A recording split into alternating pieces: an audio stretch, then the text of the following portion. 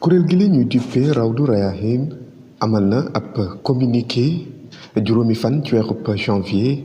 ci turu Serigne Cheikh Mouhamadou Mountakha Bachir Mbacké di xalif général des Mourides. ci googule communiqué lanu ca mën a nemmeeku bokk na ci ñaawlu yàquteeg jamono ci ay jëf yu ci mel ni wàllu corruption waaye tamit wàllu homosexualité. communiqué bi nag dal di dikkaat bu baax a baax ci mbooleem aay yi nga xam ne alxuraan dal dina koy tudd di ñaawlu rek jëfin yu ñaaw yi nu mel lu ci mel ni suraat bi la ñuy dippee Laxraaf nga xam ne dal dinay feeñal bu baax a baax ni jëf gu ñaaw gi nu mel amul genn xeet boo xam ne def na ko lu dul loot ci googule communiqué ba léegi daal dinay dikkaat ci ani nan la alxuraanul karim daal di ñaawloo bu baax a baax jëf yi nu mel waaye tamit yan daan la ci teg ngir képp koo xam ne jot na koo def ci jamono yonent yi jiitu it daal dina ñuy ñaawlu li nu mel waaye tamit tànkaafu ci ñi nga xam ne ñoom ñooy seeni xeet ci jamono yonent yàlla Muhammad sallallahu alayhi wa sallam ñi ko jege woon lool it bëri woon nañu lu nuy addu ci mbir mi ngir nag gën cee dànkaafu mbokk jullit yi waaye tamit daal di fësal mbooleem daan yi nga xam ne képp ku def li nu mel yooyu le daan des koy teg ci sa kaw communiqué bi it ci ponk yu njëkk yi mu ngi cay ñaawlu jëf yi nu mel waaye tamit képp koo xam ni yaa ngi dooleel li nu mel ci ñaareelu ponk bi mu ngi sàkku it ci mbooleem jullit ñi ñu dal di jëfee ak i tamit wéy li nga xam ne alxuraanul karim moom la fi teg ci ñetteelu ponk bi it bile communiqué mu ngi dooleel mbooleem jéego yi nga xam ne ñu ngi àddu ci xeex wàllug ñaawteef yi nu mel ak i tamit di ko dénoncé bu baax a baax ci ñeenteelu ponk bi it